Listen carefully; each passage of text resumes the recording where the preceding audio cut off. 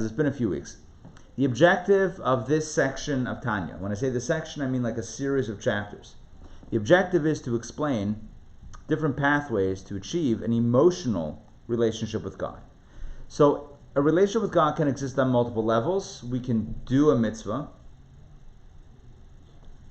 We can do something that creates a connection with God, or that expresses a connection with God. We can think about God, and of course we can feel something about God. And the premise of these chapters in Tanya, as you and I have discussed at length, is that when you do a mitzvah, it's great, it's a connection, it's a wonderful experience, but it's like a body. And unless there's emotion, it's a body without a soul. And we know what a body without a soul is, right? It's dead. So a mitzvah action performed without emotion, without feeling for God, feeling for the mitzvah, it's still a mitzvah, but it's the body of the mitzvah, it doesn't have the soul of the mitzvah. In the language of Tanya, it's lacking the wings. The two basic emotions, which are love and fear, or love and awe, those are the wings, the gadfin. Those are the wings that allow the mitzvah to soar, allows the experience and the connection to really be experienced and to really be realized. And so we've been seeking to try to stir within us emotions. Now, how do we get to a place of love? It's not easy. It's not easy. How do you love God? Right? Mitzvah to love God. Where do I start? What do I do? How do I sign up for this? We've had multiple meditations. Meditate on the greatness of God. Meditate on how God is so transcendent, how God is so immanent, different ways of meditation. The premise of chapter 46 is there is the easiest path of all to connect. It's a derech hayishara, which is Hebrew for a straight and direct path towards love. This doesn't require any complicated meditation. There is a thought process behind it. There is a bit of a meditation, but it's not a deep, it's not a very abstract meditation. It's a very straightforward contemplation and meditation. And you don't need to be a lofty tzaddik in order to be able to meditate and achieve this type of love, or to achieve this type of love through thinking about it. On the contrary, the lower a person is, listen to this paradox, the lower the person is, the more they can feel the love. Now that makes no sense. You would say that the loftier and more sensitive a person is, the more they can meditate on God and the more they can, feel God. And in this chapter we're saying there's a direct path to loving God that works the opposite. The lower the person, the lower their state, their spiritual state, the more they can feel this love. How does that work at all? I'm glad you asked. I think we're going to jump right into chapter 46. I want to let the chapter speak for itself. I usually do a little bit of a longer intro, but I want to jump right in. So, it's really beautiful. The way it's written is so beautiful. Here it is, chapter 46. I'm going to skip the intro. Let's skip the intro. Here we go. So beautiful. Shava lecha nefesh. Applicable for everybody. Hold on, I see a chat coming in. Good question. Is it the same as the long route and the short route? Possibly. Although the long and short route is usually understood kind of like throughout Tanya. There's different ways to understand it, but one could argue that this is the straight path. But I don't even know if it's a long path. It might just be the short and direct path. It might be the magical path that has both qualities. So here we go. There is yet another way, simple and straightforward, that is equally applicable and suitable to every person. They translate it as every man. In the Hebrew, it's nefesh, which means soul. It's not even a man. It's not even a person. This is equally applicable to every person. And this matter is very, very nigh. In the Hebrew, it's karov, which means near. I don't know what nigh means. It's very near, inasmuch since the technique involved is uncomplicated. So the other chapters before might have been a little bit complicated and a little bit up there, and it might have been hard to kind of meditate on a certain thing to get a certain emotional response. This is simple, straightforward, direct, straight to the heart. All right.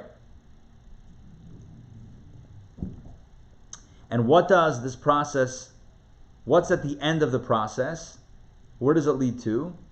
It's to arouse and kindle the light of the love that is implanted and concealed in his heart. In other words, it implies that the love is already there. This approach brings that out to the open so that it may shine forth with its intense light, like a flaming fire, in the consciousness of the heart and mind. In other words, to move it from the subconscious, conscious, to the consciousness. To move it from the hidden, concealed spaces of the heart to the open and revealed place within the heart. But again, this is a path. We haven't explained how and what it is. But what we're about to talk about is the direct path. And this ultimately enables a person to surrender his soul to God together with his body and material possessions. Total surrender. It's a love. So, the catalyst, the approach to get there is direct and straightforward and simple. What you get to is a love that's revealed. And what does that lead to? Total surrender. Soul, body, and possessions. And it's genuine. This being done with all his heart, and with all his soul, and with all his might, quoting, of course, the Shema, with the boundless devotion of his soul's essence. And not only that, but it's true. From the depth of the heart in absolute truth. Can you imagine?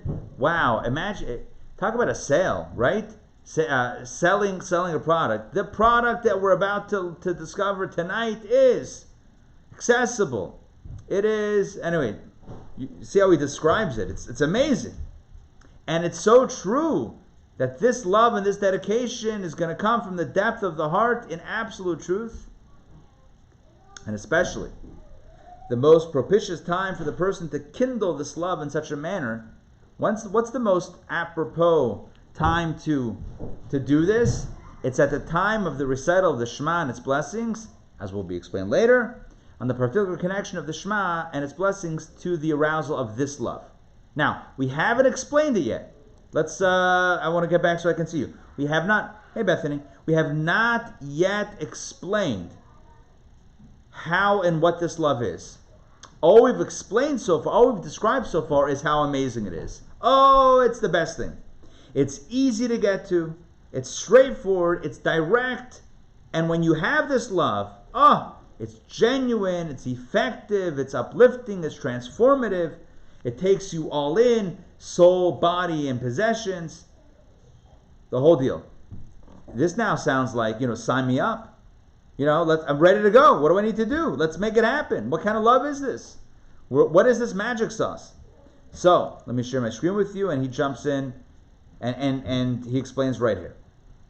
Vehu, and the technique is to take to heart the meaning of the verse that says in Proverbs, Mishlei 27:19, it says, as water mirrors the face to the face, so does the heart of man to man. A person, again, not gender specific, person to person. Let me stop sharing. Actually, let me repeat the verse, and then I'm going to stop sharing and converse. Again, the verse states, as water mirrors the face to the face, so does the heart of man to man. Okay? So what does that mean? On a simple level, on a basic level, not a mystical, Hasidic, Kabbalistic interpretation, on a straightforward level of understanding.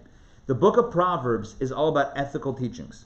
So the message, the simple message of Proverbs, that verse, is saying, just like water reflects the face, right? When you look into the water, it's like a mirror that reflects your face. So too should the heart of one person mirror the other, which means that if somebody does something nice for you, what should you do? Something nice for them. It's only appropriate, right? That's the simple meaning. The simple meaning is this is ethical, personal, moral, menschy guidance. Kamayim hapanim apanim, just like water reflects the face, so too you and I should reflect the other's goodness and kindness. If somebody is nice, reciprocate. Be nice also.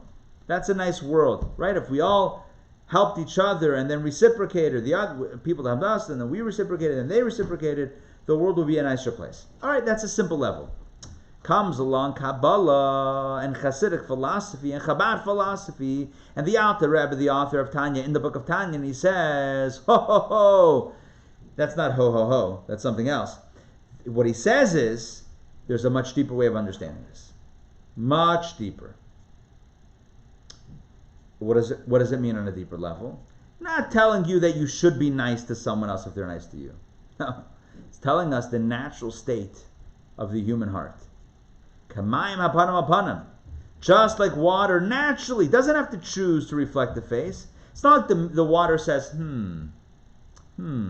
should I or shouldn't I? Should I? No, the water by teva, its nature, is that it's reflective, assuming it's not like wavy and whatnot, right? If it's still, it's going to reflect.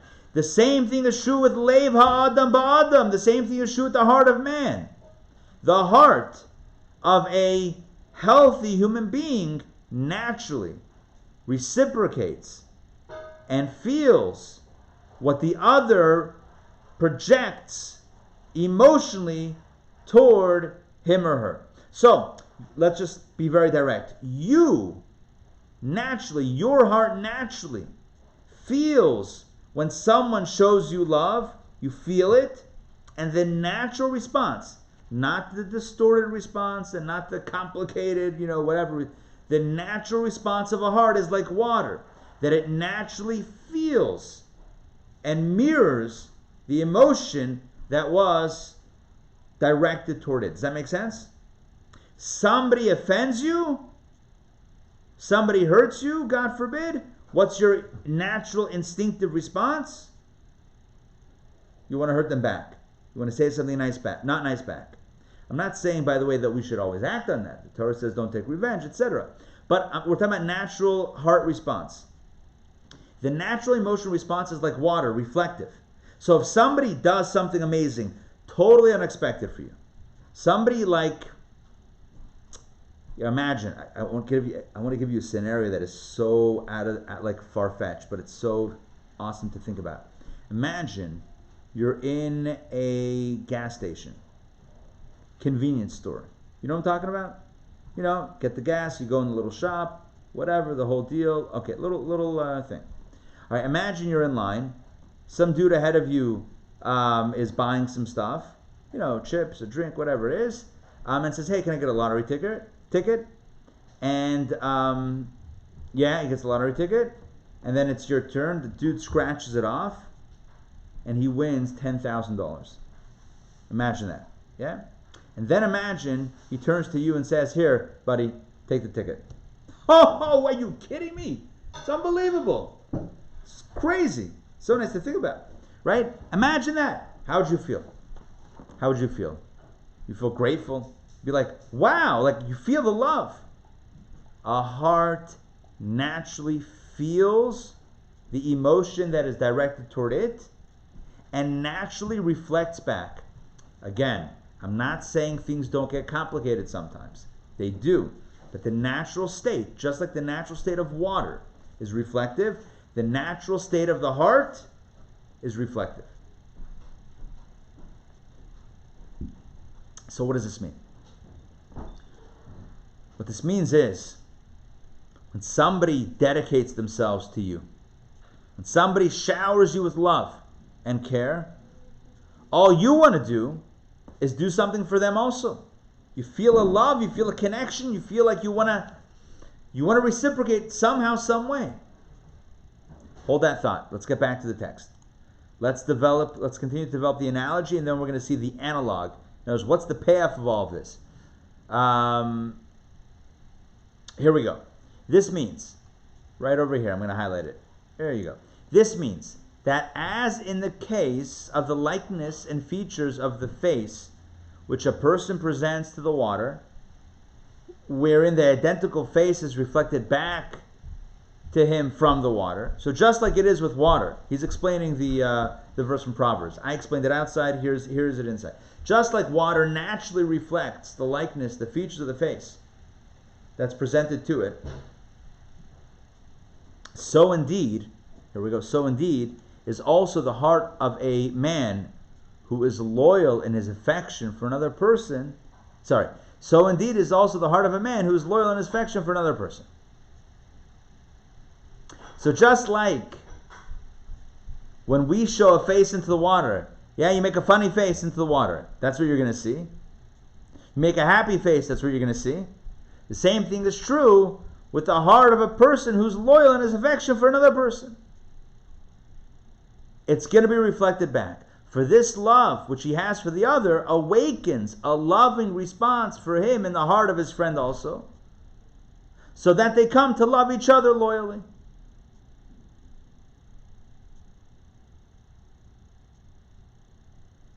So what he's saying is, just like you can control the face that you see in the water, right? You want to see an angry face in the water?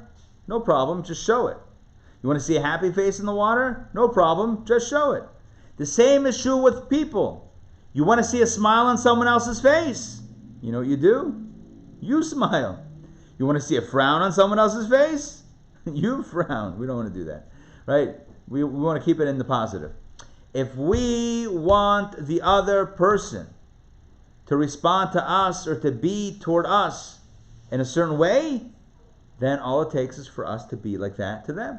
Because the heart by nature is a mirror. Especially, he says, when he sees his friend's love for him freely revealed. So when that person sees your love, sees that you're a friend and you love him, they're going to love you back. Now such, he says, is the common nature and the character of every person, even when they are equal in status. So if a colleague, somebody on your level, on however you measure level, could be done in different ways, but a peer who shows love to you, you feel a love back to them. So that's even when they're equal. How much more so, he says, listen to this, how much more so is this the case if a great and mighty king who rules over many lands displays his great and intense love for a commoner who is despised and lowly among men, a disgraceful creature cast on the dunghill. Hold on one second. What are you making that on? Milchik or fleshik? Huh? So then you need a fork from the other drawer. Okay? Little kosher intervention. Help him get a milchik fork for the... Okay. So getting back to this example. So even when it's somebody on your level who shows you love, you're going to feel love back. How much more so if the two are not on equal level? When I say equal level, he gives the example here what that inequality looks like. You have a great and mighty king ruling over many lands, and yet displays a great and intense love for the commoner. Not only a regular commoner, the commoner who's despised and lowly among men. Again, not that the king considers him lowly, but that others consider him lowly and despised. A disgraceful creature cast on the dunghill. Are you with me on this? This is somebody who's really, really in a rough state. Somebody who's really in a difficult place. And yet the king is showing them love. Yet the king comes down to him from the place of his glory, from the palace, from the throne room, from the throne itself. The king leaves it all, and he comes down together with all his retinue, together with all of the sarav, with all of the officers, with the whole entourage. And what does the king do to this fellow who's on the dunghill? He raises him and exalts him from his dunghill. I guess dunghill is an expression of being in a lowly space. I don't know if it's literally Anyway, so he raises him and exalts him from this place and brings him into his palace, the royal palace. And within the palace itself, he leads him in the innermost chamber, a place so deep inside the palace, such as no servant nor lord ever enters. No one else goes there. It's not just the regular part of the palace. This is the innermost chamber where only the king, maybe the queen, but only they go and not anyone. Even the highest officers and ministers, they don't even go there. And he brings this guy, not just, an officer, not even just a regular person, but the guy who was the lowest of the low, brings him up into the highest of the high.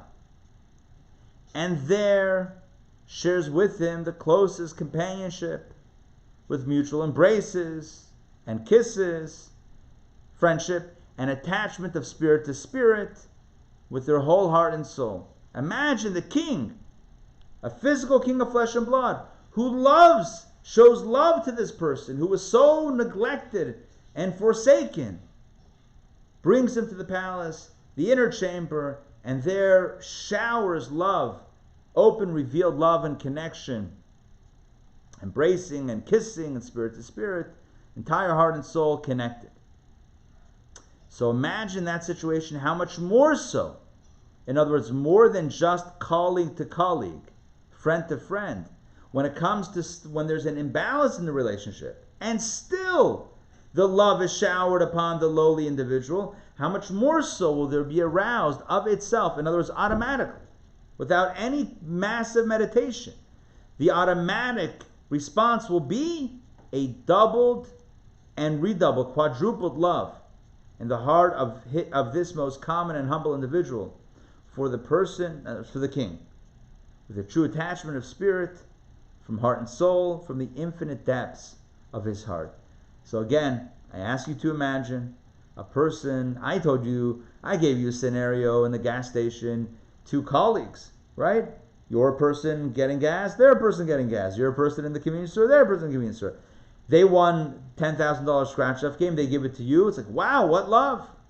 Unprovoked. Why am I so lucky to deserve this? You feel gratitude. But that's not even how far it goes. Imagine if the king does this to a lowly commoner and someone who's the lowest of the low. How much more so will that appreciation and that love be felt in the heart of the recipient? Listen to this. Even if his heart is like a heart of stone, which means that the person is not easily roused to tender feelings of love, not so lovey-dovey. Yet, in such a situation, given such love and such being lifted up like that, it will surely melt and become like water. I love that. I love that imagery. The heart of stone will melt and become like water, and his soul will pour itself out like water, with soulful longing for the love of the king. So all of that is the parable. All of that is the great parable to explain a scenario where the love that's shown to the person is reciprocated back toward the other. Whether it's from a peer and a colleague, and how much more so when it's from a king who didn't have to, and by all accounts shouldn't have, but who came down to the lowly place, to the foul-smelling place, rescued this person, brought them into the innermost chamber, hugged them, kissed them, showed them love and attention and affection. How much more so will that love be felt automatically, without any hard work, easy peasy, naturally in the heart of the beneficiary, of the recipient of such love. Again, the other chapters were presenting a scenario of love where in order to get the love you have to have like an intense meditation and all this stuff. We're talking here about a love that is so natural. It's almost like for the heart not to love in this case, that would be the distortion. That would be like, well, we got to figure that one out. Like that's throwing us for a loop. Not the love, the lack of love in that situation would be like, that we need to study that case in a laboratory to figure out what went wrong there. Because by all accounts, if the person is really in that low place, and the king is really in that high place, and the king really comes down, lifts them up to that high place, if that's the case, love is automatic.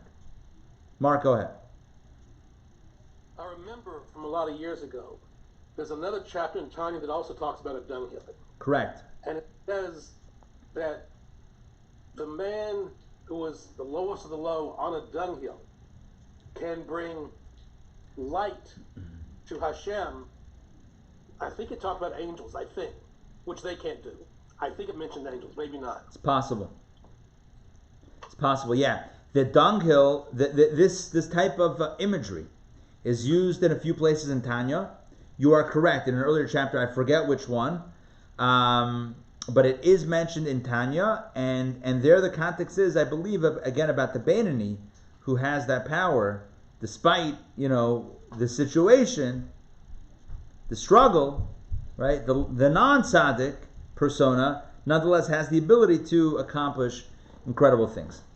But here he's using it as a meditation, or as an example, for how the heart naturally responds.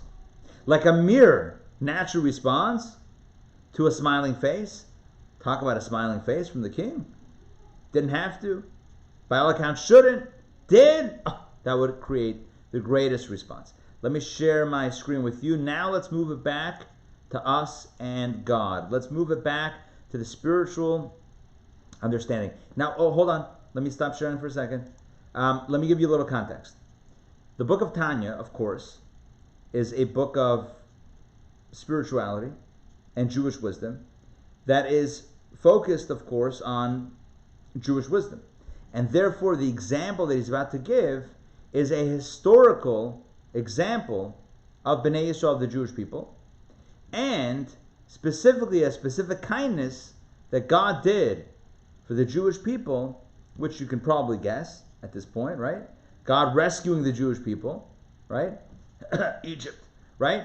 And how that should evoke naturally the same type of emotional reciprocity. Take a look at my screen once again, and let's do this together. Here we go. In a manner, look what he says. In a manner corresponding in every detail to the sad figure and image of the love shown by the mighty king to this most lowly individual, but to a much greater degree. I love that. He basically is saying how the parable or the analogy is spot on in every detail. But there's one difference. With God, it's much greater, right? Doubled and redoubled infinitely more than the parable has our God dealt with us. If you think for a moment that what that king did for that person on that dunghill was incredible, you ain't seen nothing yet. It has nothing on what God did for us. Why? Let me break it down very simply. No matter how great the king and how lowly that person on the dunghill, there's still a relativity between the two. They're still human beings, flesh and blood, born of a mother. They're all, human DNA. It's all the same, within the same, species. When it comes to us and God, God's going to be the king who steps down to help us. That's not big or smaller. That's finite, infinite, and that's much greater. For a finite being to step down, all the way down into finite space, and to rescue and to benefit the finite, lowly individual or nation, as it were, in this case, that's a much greater example of this type of movement from up to down and a demonstration of love. Here we go. For his greatness, God's greatness is beyond comprehension. Oh, one second. He's going to push God higher than a king and push us lower than the guy on the dunghill. Because God's... Oops, I went too far. No, I didn't go too far. Okay, it's a little wonky. For his greatness is beyond comprehension.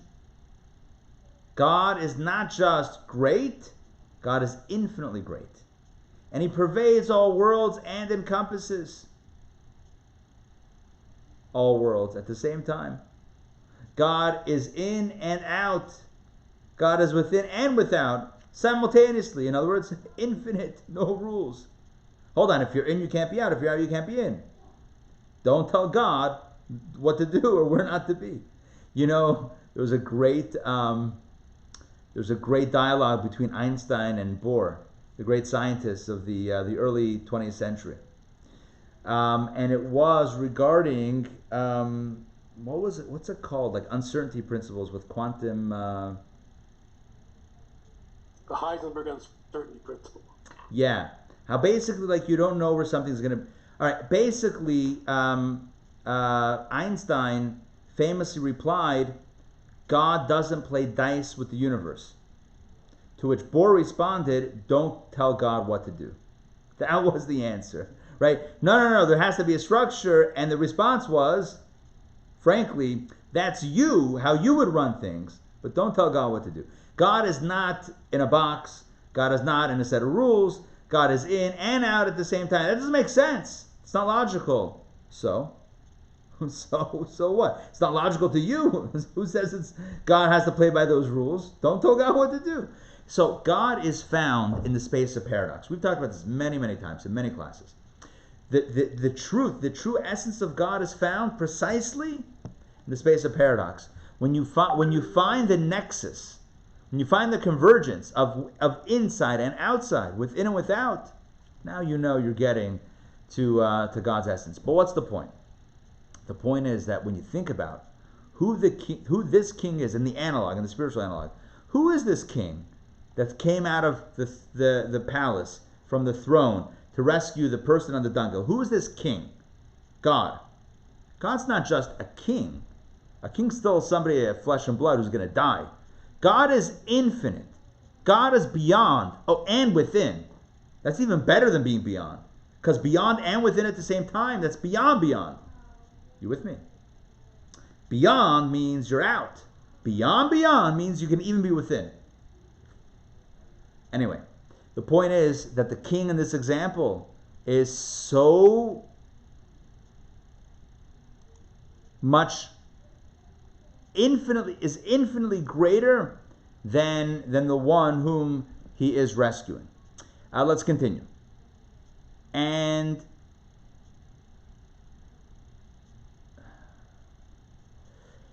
from the Holy Zohar, which is the primary work of Kabbalah, as also from our master Rabbi Isaac Luria, blessed memory, the Arizal. So he's quoting two Kabbalistic sources. It is known of the multitude of Echalot, chambers, specific levels within each spiritual world, and worlds which are infinite, and of the myriad of angels found in each world in Heichal, countless and without end. What he's saying is, you know how great God is? Before you get to God, you have to go through an infinite number of realms and worlds and chambers. That's how big God is. Even the creation of these chambers, these spiritual chambers, in general, there are 4 worlds: emanation, creation, formation, and action. But more specifically, there's an infinite number of worlds. And God created all of that. So does the Talmud note, the Gemara notes. It is written, is there any numbering in his regiments of angels? In other words, there's no, you can't count the angels. Yet it is also written, 1,000 thousands minister unto him, and 10,000 times 10,000 stand before him. So which one is it? Is it infinite, or is it 1,000 or 10,000 times 10,000? Which is it? And the Talmud answers, here's the answer. 1,000 thousands is the quota of one regiment. But his regiments are innumerable. So the angels, right? How many angels are there? 1 million, 100 million, 1 billion. Yeah, within one regiment. But how many regiments are there? Infinite. There you go. And yet, despite the infinite nature of the realms, the spiritual realms, and the angels, yet before him, all of them are counted as nothing at all and are nullified in their very existence. In other words, they pale in comparison to God himself. Just as one word is truly nullified in relation to the essence of being of the articulate soul, the soul possessing the power of speech, while the speech of the soul was still present in the soul's faculty of thought or in the will and desire of the heart, has been explained above at length. Let me explain this. What he says is, imagine your soul's capacity for ideas. How many ideas could you think of? How many? A lot, right? You could think of a lot of ideas. I'm not saying what we actually think of. The potential. It's infinite. So one idea relative to all possible ideas, it's like 1 to almost infinite. But now imagine it's not even an idea. Imagine it's not a thought, something. It's now something that you spoke, like one word that you uttered, one sound that you made, in relation to all the potential ideas in your soul. That one utterance, it's like nothing. You know how the world was created? Through divine utterance, through God speaking, right? So whatever it was, whether it's creating earth or heaven, it's created by God's utterance. So all of the infinite scheme, the infinite number of angels, all are emanating from God's speech, and that can't touch God's essence.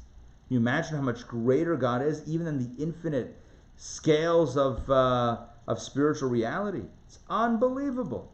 This is how he develops this idea of how great the king is in this analogy of the king and the man in the dunghill. And all of the angels ask, where is the place of his glory? And they answer, the whole physical earth is full of his glory. And how is the world full of his glory? Because of his people Israel. So what's the point? God is big. God is infinite. God is also compressed inside Torah, inside mitzvot, inside good deeds. For the Holy One, blessed be He, forsook. 1 second. Sorry, we just made the pivot. We just made the pivot from the king in the palace to the king rescuing the fellow from the dunghill. So God's glory is infinite and infinitely infinite and beyond infinite. And yet, the Holy One, blessed be He, forsook the higher and lower creatures. And what did He do? And He chose none of them but Israel, His people, whom He brought out of Egypt. And this is the man on the dunghill, whom He brought out of Egypt, the obscenity of the earth, the place of filth and impurity. And He rescued the Jewish people, not through an angel, and not through...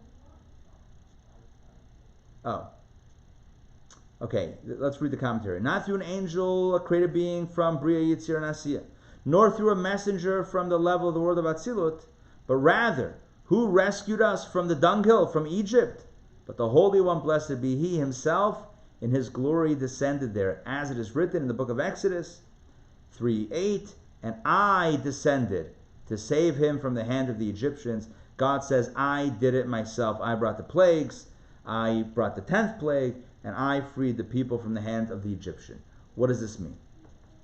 This means, we gave an example before of a fellow who's in a very bad spot, and the king leaves the palace, leaves the throne, and goes down to this person where they're at. God did this for us. God met us where we were. We were in a terrible state. The state of Egypt. No, we were in a terrible place. It was horrific. Not just physically, spiritually. It says there are 50 chambers of impurity. 50 levels, one lower than the next, of impurity, spiritual impurity. And the Jewish people were holding on the 49th level of impurity. Had they slipped one more, would have been irredeemable. They were at 49, which, by the way, is why it took 49 days after the Exodus to get ready to receive the Torah, because each day they climbed out. They counted 49 days before Sinai, from the Exodus till Sinai was 49 days, each day climbing out, one level, higher and higher and higher, climbing that mountain, metaphorically, to get the Torah. 49 levels of impurity, 49 levels of holiness. Here's the point. Here's the point. God descended to the dunghill to rescue us. God didn't send a messenger. God didn't send an officer. God didn't send, a representative. God didn't do diplomacy. God himself took us out of Egypt. That's like the king who takes the man, picks the man up from the dunghill, and directly shows him love. In order, and why did God rescue us? In order. So 1 second. Sorry. In the analogy of the king and the man in the dunghill, he doesn't just give him a few bucks and say, "Hey, find a nice place to live. Here's some money. Go take care of yourself." That's not what he does. He then takes the man from the dunghill. It's not like, in 2020, we love makeovers. Like, oh, this would be a great reality show. The King and the Dunghill, right? Oh, it would be so fantastic, right? Coming this fall to Netflix, somebody with big pockets is going to go and sprinkle money or whatever it is and help people out. That's not what the analogy was. The king took this man, didn't give him a car, didn't give him a house, didn't give him cash, didn't give him a job. He took him back to the palace as a friend, as a loving friend, and to the innermost chamber, embraces him and shows him love, unconditional love. That's what happened. So what does God do? God didn't just rescue us from the Egyptians, sprinkle freedom dust on us and say, "Look, you're free. Go on and live your lives. Here's some manna, right? Go and enjoy." No, God did much more than that. God gave us the Torah. And in doing so, you know what it is? The Torah allows us to hug and kiss and embrace and connect with God and be there in the palace with God. Let's read this inside. Here we go. In order, why did God take us from the dunghill of Egypt? Not just to free us, but in order to bring them near to Him in true closeness and unity, with a real attachment of soul, on the level of kisses, of mouth to mouth. What does that mean? When we study Torah, when we verbalize the words of halakha of Jewish law, that's kissing God mouth to mouth. And the fusion of spirit with spirit, which is when we study Torah in our minds, namely the comprehension of Torah and the knowledge of His will and wisdom. So again, when we speak of Jewish law, that's kissing God. When we think words of Torah or ideas of Torah, that's connecting spirit to spirit. And you should know, he says, that when a person connects with Torah, which is what we're doing right now, we're studying Torah. When a person connects with Torah, they're not just connecting to the medium, to the intermediary. A person connects straight to the source. Because God and His will and His wisdom are truly one. God is one with the Torah. And then there's also embrace. There's hugging of the king. Don't forget, not just kissing. There's also hugging. How do we hug God? Torah and mitzvot. Namely, the fulfillment of the positive precepts with the 248 organs of the body. What does that mean? Simply, when it comes to Havdalah, use your nose to smell the spices. Taste the wine with your mouth. Use your fingers to look at the light. Sight, touch, smell, taste. Are we missing any? Is that it? Do we get all 5 senses? Oh, hearing. All right, you're hearing somebody say it. Usually somebody says it and other people answer amen. Well, if there's more than one person around. But basically, these are different ways in which all of our senses can be part of a connection with God. What that means is, I want to be very clear here. The analogy and the analog. The analogy is the king goes down to the fellow in the dunghill, picks him up, cleans him up, brings him back, innermost chamber, and showers love, face to face directly. In the analog, spiritually, God takes us out of Egypt, gives us the Torah, which is the platform through which we can kiss and connect and hug. And what does that mean? We have Jewish law to talk about, kissing. We have Jewish Torah ideas to think about. That's spirit-to-spirit connection. And we have mitzvot to do, good deeds to do. And when you do a good deed, it's the hug. Because it says the 204, there are two of the 613, 365 of them are don't do's, like do nots. 248 are do's. And our sages tell us that the human body is comprised of 248 limbs. Now, I haven't taken like a skeleton and counted, but nonetheless, and I don't know what's considered to be a limb or an organ. Nonetheless, in Judaism teaches we have 248 limbs. And we do the mitzvot by using our limbs. So the Torah, the mitzvot are the limbs of God. And when we do a mitzvah with our limbs are touching God's limbs. Are you with me? God, the mitzvot are God's limbs. We do a mitzvah with our limbs, physically. So when we do a mitzvah, we're hugging, limb to limb. It's an embrace. And there's kissing when we speak of Torah. And there's connection telepathically when we think about words. I don't know. I'm using a liberal translation. When we think words of Torah. The point is, there's a real connection. Back inside. For the 248 ordinances, mitzvot, positive mitzvot, are the 248 organs of the king, as mentioned in chapter 23 earlier. And in general, these 248 positive mitzvot are divided into three categories: right, left, and center. Which is powerful, by the way, because the human body is also divided into three parts: right, left, center. Right? That's the way it is. Mystically, it's chesed, kindness; din, gevura, stern justice; and rachamim, mercy, compassion. And physically, we have two arms on either side, and the torso, the body, in the middle. He says, and this is the meaning of the text of the blessing that we say before we do a mitzvah. We say, Baruch atah Hashem Elokeinu melech olam asher kedeshanu b'mitzvotav. What does that mean?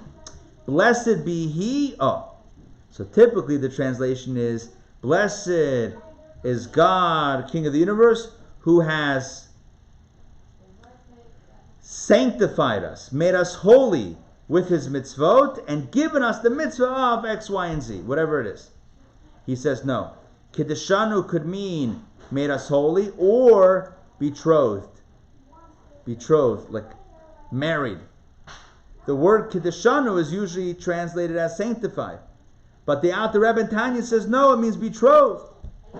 Like a man who betroths a wife, so that she be united with him in a perfect bond, as it is written, and he shall cleave to his wife, and they shall be one flesh. So obviously he's talking about a physical example of a couple that connect in the most intimate way. He says the same thing is true with God's mitzvot. God gives us a mitzvah. When we do a mitzvah, it's not just any hug. It's an intimate embrace like one flesh. It's one to one. Again, he's speaking. He's not giving...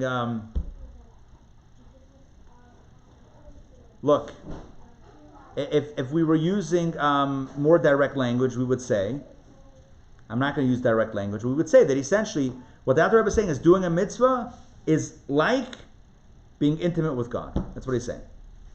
That's what he's saying. God gives His essence. God gives His all, everything, His entire most intimate being into Torah mitzvah. When we embrace it, it's that intimate connection. So we can be connected through Torah study, through thought of Torah, and through performance of the mitzvot. The bottom line is, God gave us the opportunity to connect in that most intimate way with Him, one-on-one, coming from the dunghill to this intimate connection. Let me share my screen again. Let's get back inside. I told you, it's so beautiful to read this inside. Exactly similar to the unity. This is intimate unity achieved through betrothal, and even infinitely surpassing it is the union of the divine soul that is engaged in Torah and its commandments, and even of the vivifying soul. In other words, the natural soul, the human soul, the biological soul, and their garments referred to above, i.e. thought, speech, and action. They're all united when we study Torah and do a mitzvah. They're all united with the light of the blessed Ein Sof in the most intimate way. So look at this commentary. I don't usually read the commentary, but look, this says it nicely. This spiritual union with God infinitely surpasses the physical union of man and wife. The correlation to a physical union is valid only in the sense that in this world there can be no greater union than that of man and wife. This union is termed Kedushin. In other words, just to be very clear, when we talk about connection between two people, okay, the closest physical connection is an intimate connection. And what he's saying here is that we connect intimately with God through Torah and mitzvot, but that connection is even deeper and greater than any physical connection, even intimate, that could exist on planet Earth between two human beings. It can't touch the type of connection that we can have with God. All right, let's get back inside. Let's do a little bit more. Therefore, this is so powerful. Therefore, King Solomon, Shlomo Melech, peace unto him, in the Song of Songs, compares this union of God and the Jewish people through Torah and mitzvot with the union of bridegroom and bride. The whole Song of Songs is a love story. The union being with attachment, longing, desire, embrace, kissing. It's all there in Song of Songs, the whole romance. It's a romance book. It's not a romance book. It's written as a story of people, but it means us and God. That's why his point is, that's why King Solomon uses that analogy to describe our relationship with God. He could have written a book talking about a king and a servant, and we're the servant and God's the king. He could have written a book about parents and children as a parable. God's the parent, we're the child. No. King Solomon writes a book about lovers. Why? Why? Because Virginia is for lovers. Is that Virginia? Is that the state of Virginia? Did I get that right? Yes? All right. That's not why. Why does King Solomon write the book, the coded book, in the form of a romance tale? Because that's the closest connection. That's the closest. That evokes the close connection that we have with God when we study Torah and do a mitzvah. It's unbelievable. By the way, this is happening right now. Right now, as we're all studying Torah, you and I are connecting on that intimate level with God. Whether we feel it or not, that's a limitation of the body. On a soul level, that's exactly what's happening right now. So it is not a theoretical exercise. We're learning about what would happen if we study Torah. We're literally doing this right now. And your mind is thinking words of Torah, thinking words of Kabbalah and Chassidut. Right? And you're processing it, and you're connecting, and you're feeling it. That's that connection right there. Let's get back inside. Let's do a little bit more before we close it out for this evening. This is also the meaning of the blessings, who has sanctified us by his commandments, again, Kiddushanu, which means the following. He now gives a second explanation of Kiddushanu. Not just God betroths us, is intimate with us when he gives us the mitzvahs, and we do them, but God also sanctifies us in the sense of lifting us up higher. That he has elevated us to the heights of the supreme holiness, which is the holiness of the Holy One, blessed be he himself. God lifts us up to the palace. God lifts us up to the innermost chamber. God lifts us up to the level of holiness of God himself. Kedusha, holiness, is a term indicating separateness, in that the Holy One, blessed be he, is apart from the worlds. This being the quality of encompassing all worlds, being unable to clothe himself within them. So God is beyond and even beyond. And we join him on that level when we study Torah and do a mitzvah. For through the union of the soul with and its absorption into the light of the Ein Sof, it attains the quality and degree of the holiness of the blessed Ein Sof himself.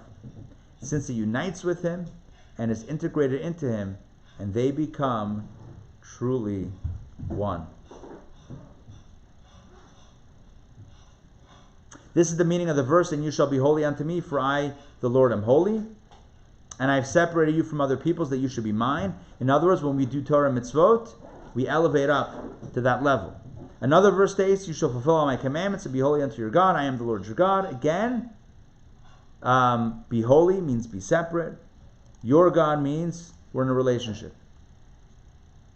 The meaning is that through the fulfillment of the commandments, I become your God.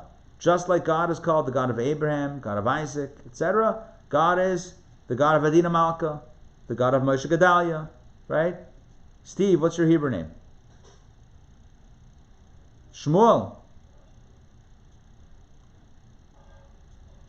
Yeah, you got to unmute.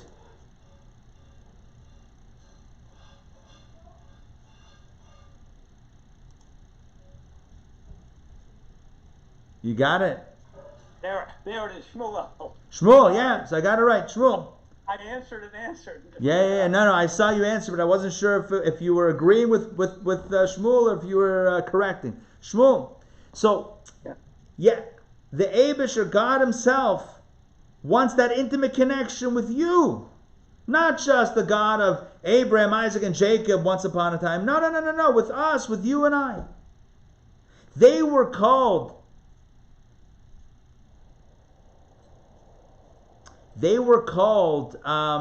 God has called their name. They're called. It's the phrase God of Abraham, Isaac, etc. is used because the patriarchs were on the level of a vehicle unto Him, and they were nullified and absorbed in His light. So it is with the soul of every Jew at the time he is occupied with Torah and the commandments. When we are involved with Torah and mitzvot, we are intimately bound with God, just like the patriarchs were, etc. Therefore, the sages of blessed memory made it obligatory to rise and remain standing in the presence of anyone, even Yankel Shmerel, who is engaged in fulfilling a commandment, even if the latter is uncultured and illiterate. Someone's doing a mitzvah, there's reverence there. Why? This is because God dwells and clothes Himself in this man's soul at such a time. Powerful. When you witness someone doing a mitzvah, you know what you're witnessing? A divine intimacy between God and that soul at that time. And how can you not stand in reverence in the face of such a beautiful connection? But as I mentioned before, we don't always sense it. Even if we're the ones studying Torah and doing the mitzvah, we don't always sense that intimacy. Why? It's only that his soul is unconscious. It's not aware. Why? Because of the barrier of the body, of the bodily grossness. The grubkeit, the coarseness of the body, which has not yet been refined, which dims the eyes of the soul, preventing it from seeing divine visions, as experienced by the patriarchs and others of their stature who saw their world during their lifetime. Okay, this is where we'll stop. Basically, the only difference is the patriarchs knew it, they felt it, because the body didn't get in the way. And for us, the connection, that intimate connection, is there. Just we don't hear it, we don't see it.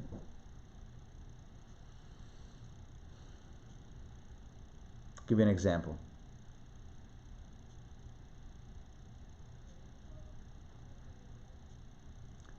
There was once a town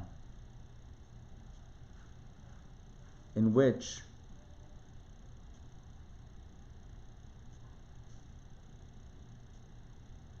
I'm trying to remember the story. It's like a parable that's taught.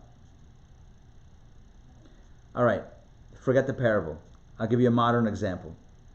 They have these parties, at least BC, before Corona, that were called, what were they called? Silent disco. You heard about this? You walk into the room and everyone is dancing. Yeah. Everyone's dancing. And you walk in and you hear nothing. You're like, what is, like, if you would walk into that room, silent, except for people dancing and like, moving to the music. There's no music. What's going on? Everyone's wearing headphones. So it's a silent disco or silent rave, whatever it is, silent in the sense that if you don't have the headphones on, you can't hear it. So it's, everyone's plugged into the same music and dancing at the same time. But if you don't have those headphones on, you're not going to hear it. You'll be like, these guys are crazy. They're moving. They're dancing to what? There's nothing. I hear nothing. That's like, unfortunately, that's us, right? When we do a mitzvah. I hear nothing. What's going on? What's so special? What just happened? We don't have the earphones on. We don't have the lens. We don't have that perception. Why? Because unfortunately, the body's coarseness gets in the way. We become too excited about the body. We lose the sensitivity of the soul of that connection. But that doesn't change the facts. The facts are the facts. God, let's retell the story. God went down to Egypt, took us out of that lowly place, the dunghill, rescued us, didn't just say, have a nice day, enjoy your life. No, brought us back to the palace, embraced us, hugged us, kissed us, connected with us, intimacy, gave us the Torah, mitzvot, to do and to learn and to keep. And that's the most incredible love that could ever be bestowed. From the depths to the ultimate heights, to the ultimate connection. We don't always feel it, but that's what's happening. Getting back to how we started. And what should that awareness evoke right now? Not just because 3,300 years ago we were slaves in Egypt and now we're not. No. Because right now you can do a mitzvah. And God, no matter what else is happening in your world or the world, you can choose to do a mitzvah or study Torah. And in that moment, God allows you intimate access. How does that make you feel? Knowing that. Someone great shines love on you.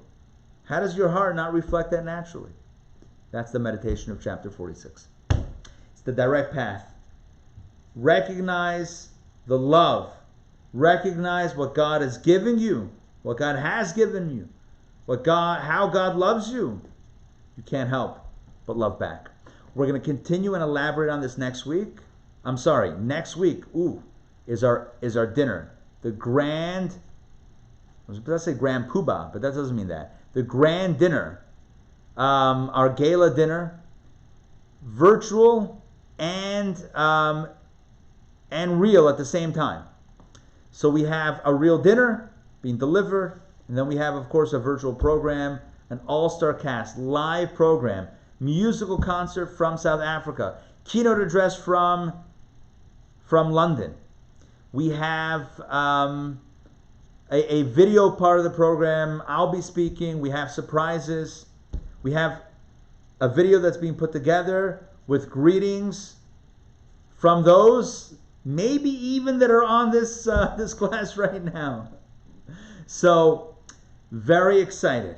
Please join us next Thursday night if you're not already signed up. IntownJewishAcademy.org/gala, Gala. Join us. It's good for the body and for the soul and for the cause. It helps support adult Jewish learning in Atlanta and beyond. So, join us. It's going to be a memorable event. It's a hybrid event. It's going to be fantastic. Oh, we even have the chef. We'll have the chef on explaining the food and, walking us through it. It's going to be an exciting evening. And the best thing is, you ready for this? The best thing is, you don't need a tux, and you don't need a gown. I mean, you could, but you don't need. And you don't need to get into a car and fight traffic and valet parking and and go up an elevator and go into a ballroom and have to schmooze with people that you might not. Nothing. You don't have to. You could. You don't have to. You get to enjoy. It's all the pleasure without any of the other stuff that comes with it. So it's the best of all worlds. So join us next week, next Thursday night. So once again, my apologies in advance. That listen, we're making progress, but it's we're working with the realities. So next Thursday, no Tanya, but join us 6 p.m. for the dinner, and then the week after, please God, we're back on.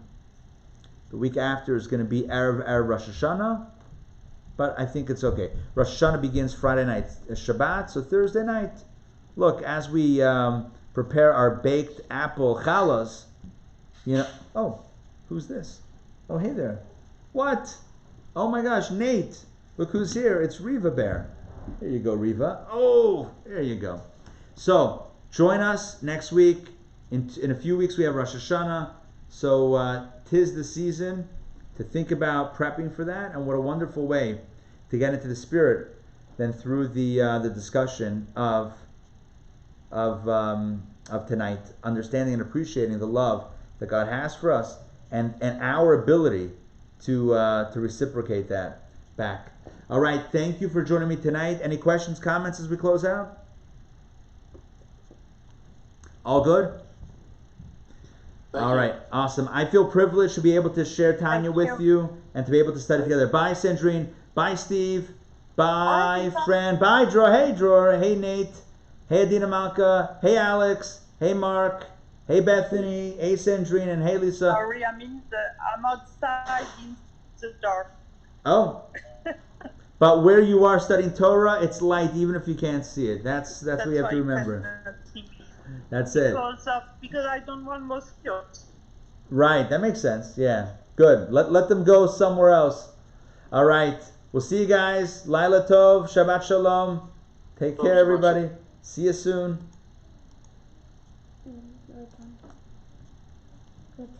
Mm-hmm. Can I hear? Second, let me just turn off this video. Should I turn off that? No, not yet. Can I turn it off? Nope, not yet.